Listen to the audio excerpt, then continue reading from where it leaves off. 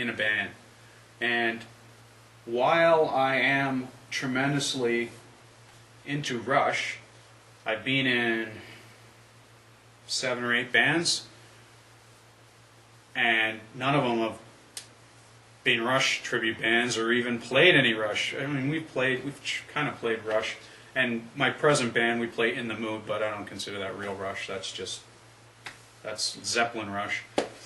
But I've been in the thrash band I told you about, and then I got into a kind of southern rock band like Lynyrd Skynyrd and the Allman Brothers and all that stuff.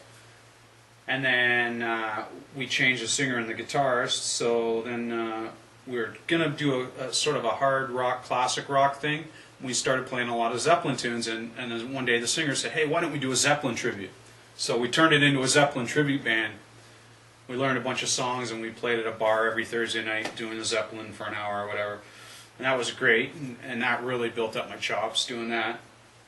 And but it's deathly boring to play Zeppelin on the drum, or anything really, I guess, unless you're a guitarist. It's really good music to listen to, but it's really repetitive. Like, they have one hook per song, and they do that for 3 minutes, and then it's over. So I'm not trying to slag Zeppelin. It's just when I really started studying it, I really realized how simple it was. I mean, not physically simple, but simplistic, I guess, is more the word. And then our singer left, and then the guitarist left, so then we had to get a new singer and guitarist, so we met up with this husband and wife, and they were quite a bit younger than me and the bassist, but we started a hard rock band, like,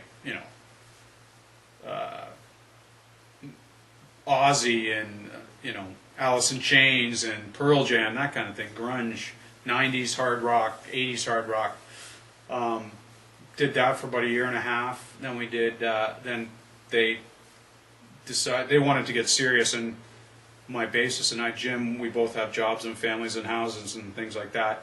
So we said, well, we're not going out on the road. Like, we'll play every so often just for shits and giggles, but we're not going to, give up our careers and go out on the road with you doing originals in this day and age.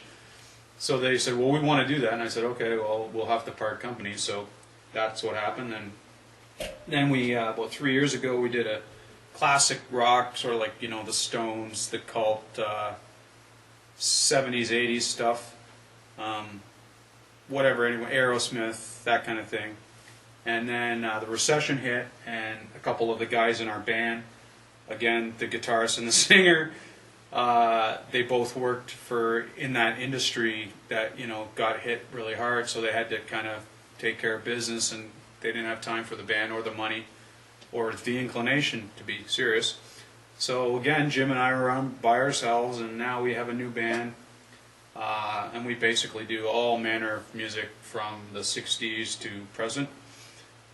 Just any good tunes that floats our boat, and that's where we're at. So we play on Tuesday nights, usually practice every Tuesday, and we play once in a while out.